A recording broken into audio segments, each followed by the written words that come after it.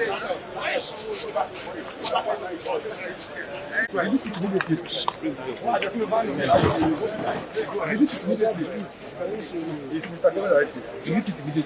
put in the banner. Are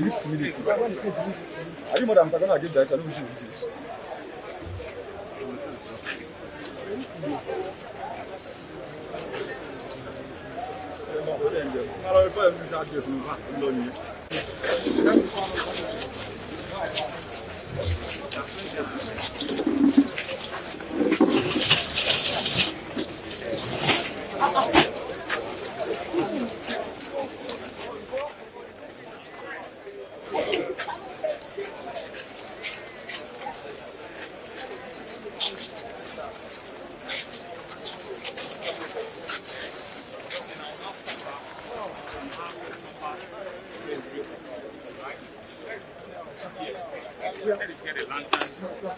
I'm here, sir. So where are we going to take out here? Because they are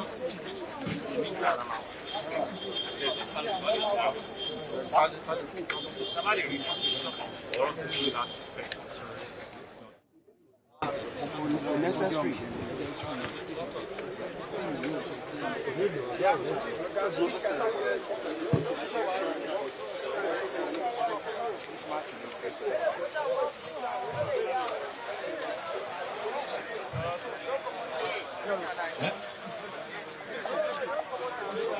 Gentlemen of the press, Mr. Governor of Lagos State will be briefing us.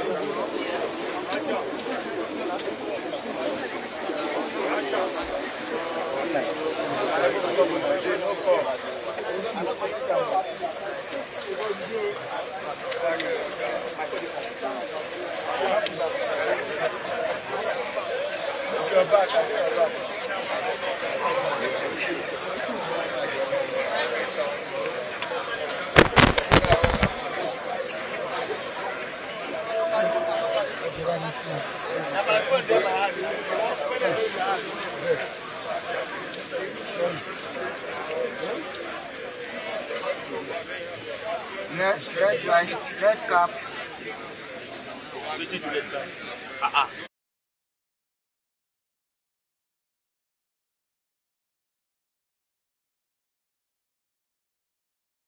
Should not be happening in modern day city like Lagos. Secondly, I want to also thank and commend all of the first responders, the very gallant men that have been here for almost 2 days now, that have also been working to see how they can bring as many survivors as possible. It's been a very, very difficult journey for all of them, and our government certainly want to put on record that we appreciate their work and will continue to ensure that whatever needs to be done to get to the root cause of this will certainly be done. I think it's important for me to also let you know where I've been in the last 1.5 days. I actually traveled out of Nigeria early morning of Sunday. I had to travel to Rome to attend the G20 summit in Rome.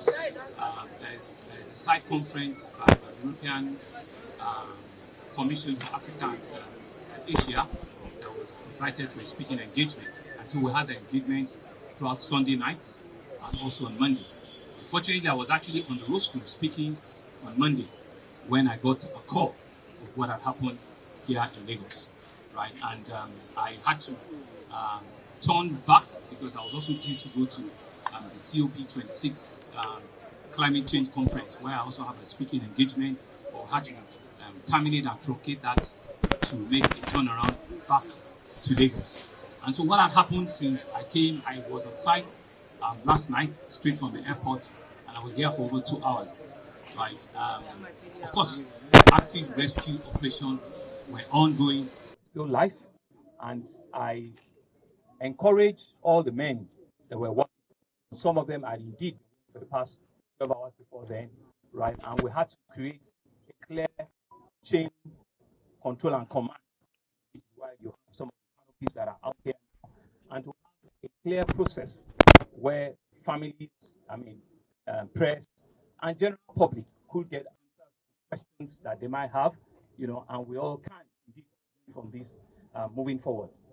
So one of the things that also happened in the last almost 48 hours, of course, it's on record that we have asked the general manager of the Building Control Agency, Architect to proceed of an indefinite suspension, and that I gave instruction to, and we will say that we had to take from the head, from the leadership of that agency, and rest assured that if there are other people that are found in the course of investigation, everybody will also face the full wrath of the law. For us to get to the real issue of what had happened, I've set up everybody from outside of government, and I'll roll out the names of the members. It's a 5-member with 1 secretary that's also external, and they've been given a clear terms of reference. Right. Later today, I will be meeting with some of them, and we'll identify where they're going to work from, and we're going to give them a 30-day assignment for them to wrap up and tell us, indeed, professionally, what had gone wrong here, and who are the culprits, and what do we need to do. So if you permit me, I will roll out the names of members of that panel of inquiry. Is that the right one? Right. I have Town Planner Tayo Ayinde will chair. He's the current president of the Nigerian Institute of Town Planners of Nigeria. I have Dr.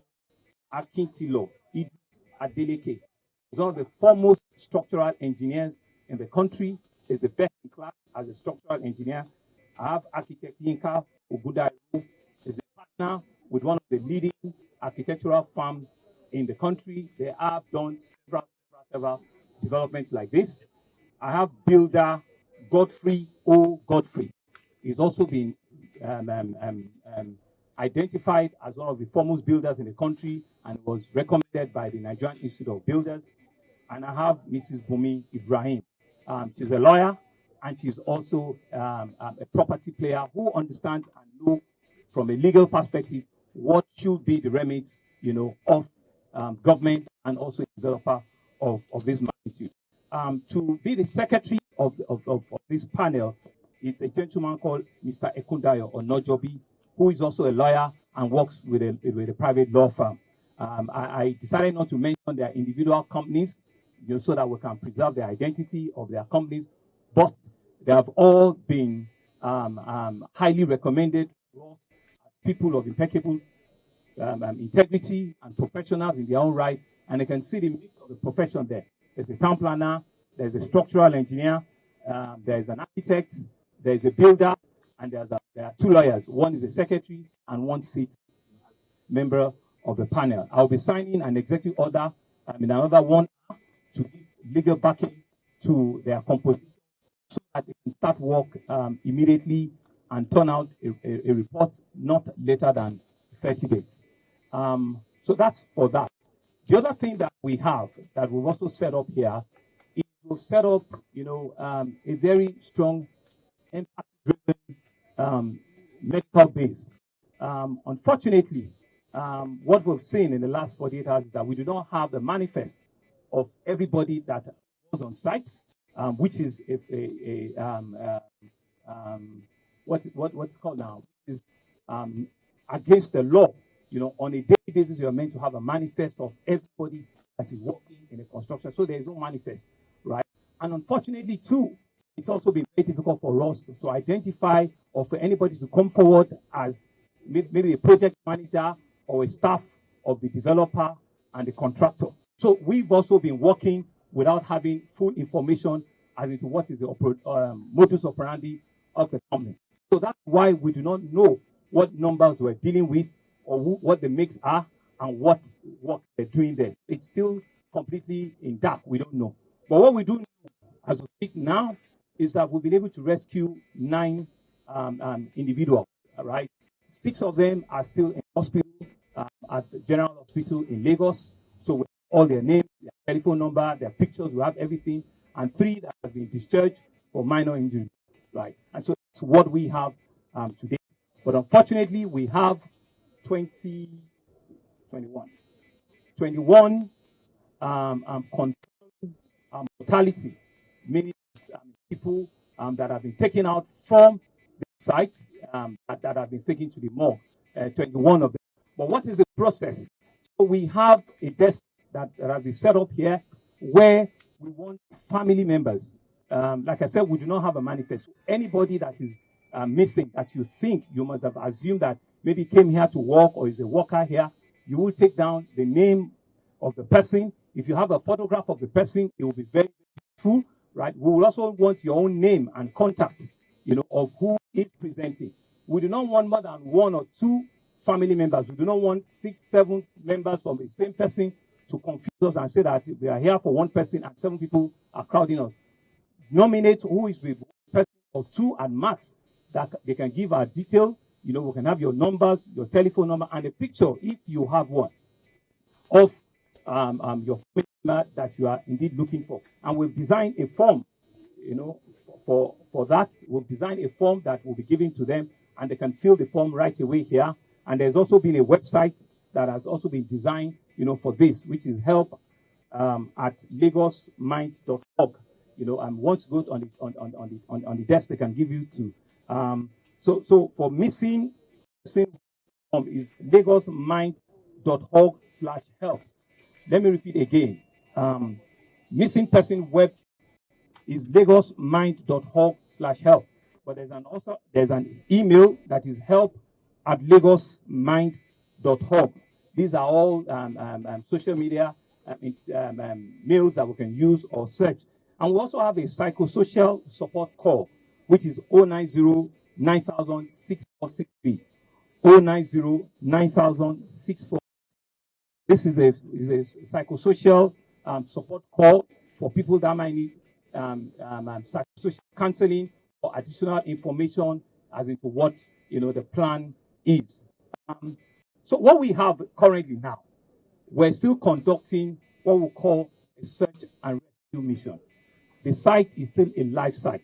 We're still very hopeful because each time they pump oxygen, they pump water into the debris so that if we have survivors, they will still have a chance to continue to breathe. That's why intermittently they do that. They pump in oxygen and they push water into the place, right? So, and we have 4 quadrants from what Lasema have explained to us in which they are working. And momentarily they will stop operation and they have the equipment in which they will need to pick sound, if any, and they will do that for about 30 minutes or so before they go, back at work again and continue to do a search, and rescue. We do not know when this will be completed. We do not know how long it's going to take, but I can assure you that we'll have enough resources, enough men to continue to stay there for as long as it takes until, we can indeed rescue the last person out of the place. Hope is what is in short supply, but hope is what we all require right now. And so we need to be strong in hope and believe that indeed our loved ones are there, and they can still have oxygen to breathe. So we'll continue to do, the best that we can. This is not a typical search and rescue. This is not a typical building collapse. This is a total floor by floor, all coming down. There are no pillar in any form that is holding anything. It's a total drop, of floor by floor. And so it's really, really been a very tough, exercise that is being done here. But I want to also comment and thank all of our support. People think that it's only Lagos State that is there. We have, a full support from the private sector. We have a team from Julius Baja. We have a team from Kremborg. We have a team from CCCC. Of course, we have NEMA also. We have LASEMA. We have the fiscal planning end-to-end. and of course we have the Ministry of Health. So it's a multi-sectoral, multi-agency, multi-collaboration between the organized private sector and government, to see how we take this, forward. And it's been a strong learning and a lesson, for everyone. Of course, the security operatives are here, Nigerian Army, Nigerian Police Force, also just to be able to keep, law and order all around here. We feel a lot of concern from the family members. There's been a lot of psychosocial therapy that I personally have had to engage in the last 30 minutes. People are indeed upset. People are hungry. People are, very, very uncomfortable. And one can understand that incidents like this, that nothing would. But I assure you that we're doing everything. Of course, the fire servicemen are also here. So what we're going to do, like I said, is for the corpses that have been recovered, right, we need to do a systematic process of identifying, the corpse. Right now, as we speak, conducting an autopsy, professionally, and autopsy has to be conducted. And so right now, as we speak, they are conducting autopsy all of the bodies, that have been taken. That before the end of today or sometime tomorrow, the corpse should be ready for pickup once it's been identified by the family members. We will now open. So I said I'll be signing an executive order to put a legal backing to the independent inquiry panel that was set up, and there are terms of reference to just mention to you. We need to determine causes or cause of the collapse of the building under construction, whether there were full compliance with fiscal planning, building and building material laws in the state, to determine whether there was any supervisory or oversight lapse on the part of the regulatory authority in the state, to determine the number of casualty and fatalities, to examine any other matter incidental to any of the terms I've stated above, and to make necessary recommendations to guide against, reoccurrence of such incidents in the state. We will make available to gentlemen of the press in the course of the day. Now be open to further clarification or questions that, and I think let's just do it in an orderly manner. If one person has asked a question you wanted to ask before, please just. So I'll start with the gentleman. Yes. Thank you very much, Mr. Governor. Like he said, please pass. In your preliminary investigation, from what you've been briefed, a violation of the physical planning code. I would not have the details, but from preliminary investigation, yes, there will be violation. Even a simple thing as not having a manifest on site is a violation of the law in itself. So there are several violations that will have happened here. Right. So when we say we do not know, we expect professionally, if you're a contractor on site for this job, you need to present yourself. You say that I'm for XYZ company and I'm the project manager. Nobody has done it. Nobody. We know the name, but we don't know individual. There's an address. It's a address. There's nobody there. Right. So you listen. So there's a family member who I asked this morning that where is your project manager? Where is and they said some of them might also be inside. He couldn't even answer. He could even answer. But if you check there are names and there are some roads that have been cleaned up. There are things that have been cleaned up. Right. The telephone numbers you have there are the same telephone numbers that you have all across. The panel do recommend criminal. Once there are even violations of the law, right? That in itself has sanctions, stated in the law, right? So I believe that the highest level of the law will come to force. So it might include criminal charges on some people that might be found culpable in this. I don't know. Maybe you have the intention of, compelling integrity tests on some of these high-rise buildings in order to save life in the future. Thank you. Well, okay, so this is not something we're just going to rush at. There's a process to that, right? And so this building will probably have been here for 15 years, 20 years, right? So it's not the same situation with a live construction site. So there are different mechanisms to this. So we need to do a full audit. There will be an audit of aging analysis, how long the building has been for, what has been the, do they notice anything as tenants or as occupiers in those buildings. So there's a lot of comprehensive, bathroom work that will happen, that will certainly happen. But you cannot compare this with a construction still life, Thank you. First of all, there's been some conflict with regards how much floors were permitted to have in this building before it came down. So let's have that. How many floors were they permitted to have, and how many did they go? And also, secondly, I'd like to ask the question that was asked about the owner of the particular building. What's the situation with locating this particular individual or any loved one or family member as it is today? Thank you, sir. Okay, thank you. So what we have, there are three buildings. There are three buildings, on site. So what I'm told is that there's 15, 15, and 21. Right? There's 15, 15, and 21. As to the owner or the developer, it's been said that he was also on site. I mean, that's information we gathered, that he was also on site, and so we haven't seen him, right? And I don't know if his body or his corpse have been recovered. I do not know, but it's been said that he's on site, right? And so it's also been, alleged that the developer is also the contractor, is also the builder, but I cannot confirm that. These are things that the panel will indeed investigate and confirm and tell us what exactly has gone. I cannot begin to explain. Live, we've observed that we've not seen live detector equipment such as infrared thermal or sniffer dogs. What's your reaction to that? So you're not very correct, because there are live detect equipment there. You have not been there, so you certainly don't know. But there are live equipment. There are equipment to detect live movement and sound in there that they're using. Right? They have equipment that they're using there.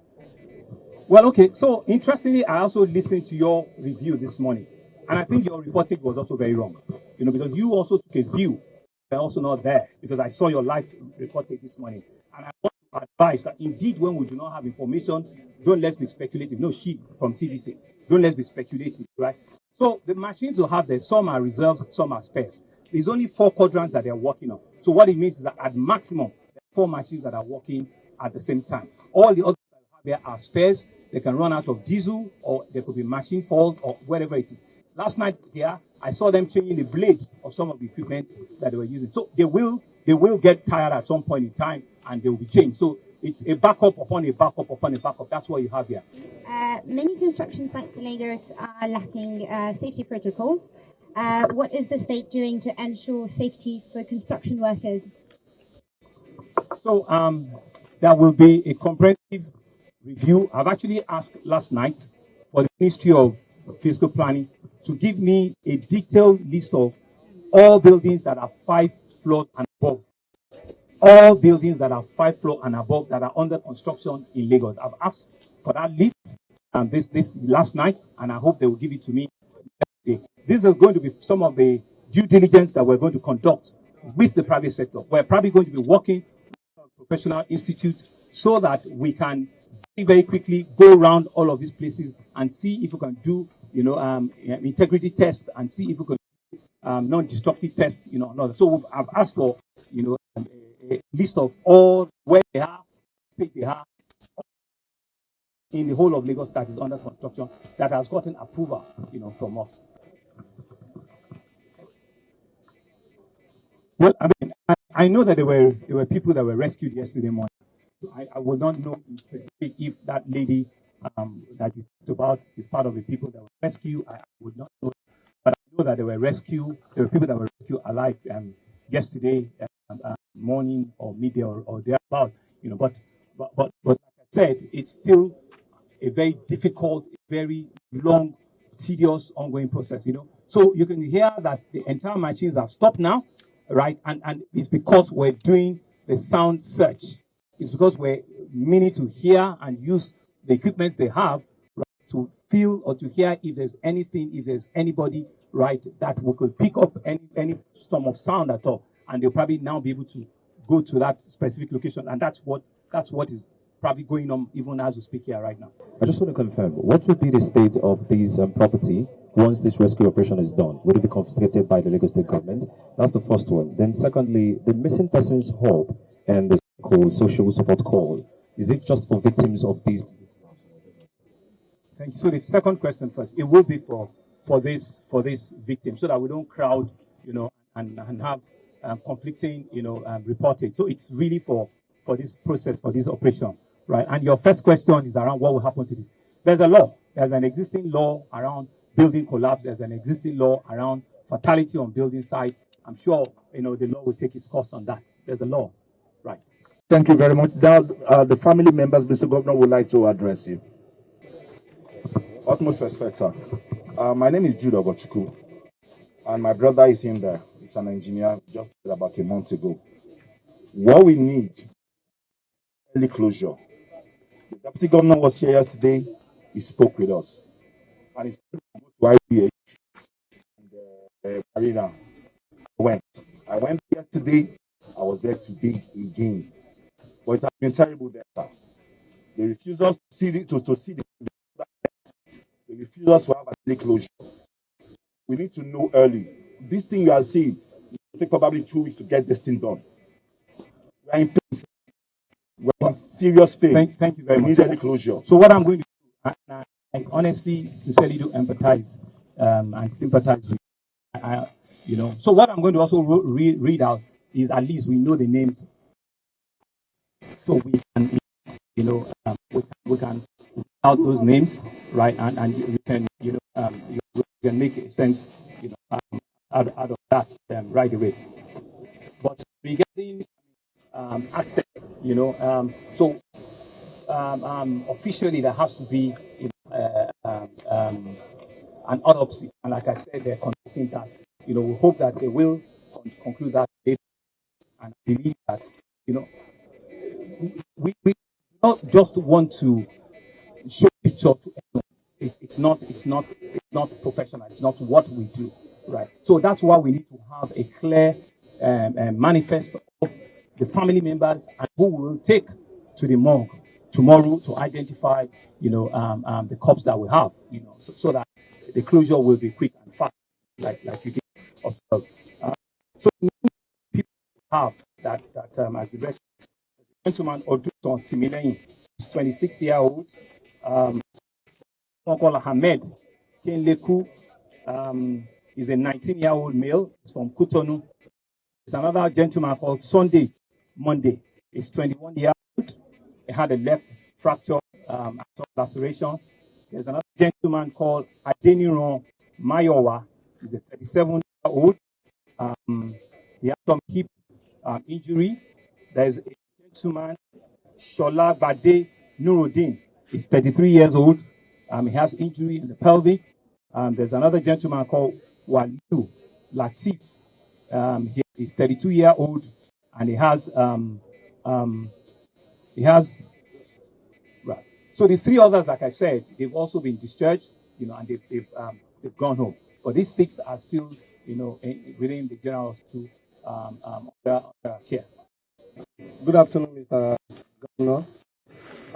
My name is Eber Godwin. I came from Abuja at 2 a.m. this morning. And my son is one of the victims. He's 18 years old. And I got information around 10 a.m. yesterday, and I hit the road at 2 a.m. this morning. Ever since I was directed to go to ID or ID whatever, I've been there to check if my son is alive. I've been to the general hospital, just coming directly from there. So thank you. So it's the same thing. What we're going to have this press statement. We will wear canopy, the form you need to fill for us. You've done that, right? So you just exercise a bit more patience. Once you've done that, you have your telephone number and everything. Like I said, by tomorrow, if you want to complete the autopsy, they will be invited to the morgue to identify, the various corpses that we have. Yes, please. Yes. Thank you. Will that be all for gentlemen of the press? Thank you very much. And I want to just finally, just advise and just lead. There's a lot of action, and rightly so, that is running. And so please, let's be very, very, very careful about sensational reporting.